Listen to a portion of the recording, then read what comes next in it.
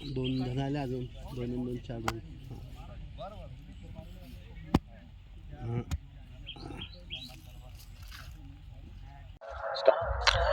मी सोपान गोकुल चोपडे, राहणार घाटपुरी.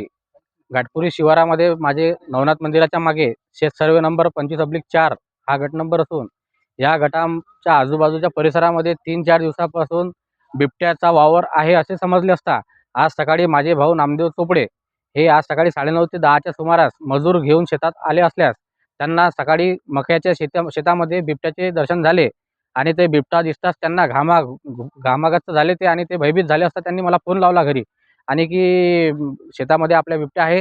तर आम्ही वन विभागाला कळविले. वन विभागाला फॉरेस्ट ऑफिसरला कळविले असल्यास त्यांनी इथे 2 प्रतिनिधी त्यांचे पाठवलेले आहे आणि त्यांचे शोधकार्य सुरू आहे. त्यांना सुद्धा त्याचे आवाज ऐकलेला आहे त्यांनी सुद्धा आणि त्यांना पायाचे ठसेसुद्धा दिसलेले आहेत. त्यांनी कन्फर्म सांगितलेले आहे की या मक्यामध्ये तो बिबट्या सध्या उपलब्ध आहे. आमची त्यांना अशी मागणी आहे की त्या बिबट्याला इकडे-तिकडे न जाऊ देता तुम्ही लवकरात लवकर पकडून घ्यावे आणि त्याला दुसरीकडे घेऊन नेण्यात यावे. त्याचे कारण असे आहे की आमच्या परिसरातला जो शेतकरी आहे हा खूप भयभीत झालेला असून शेतमजूर कामात येण्यास तयार नाही आहे आणि आमची मागणी वन विभागाला अशी आहे की लवकरात लवकर याच्यावर अंमलबजावणी करून याला जेरबंद करण्यात यावे अशी आपली मागणी शेतकऱ्यांची आहे.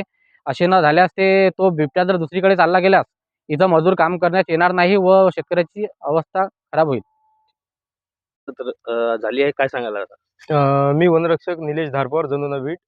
मला सोपान भाऊ चोपडेचा फोन आला होता की माझ्या मक्याच्या शेतामध्ये बिबट आढळला म्हणून.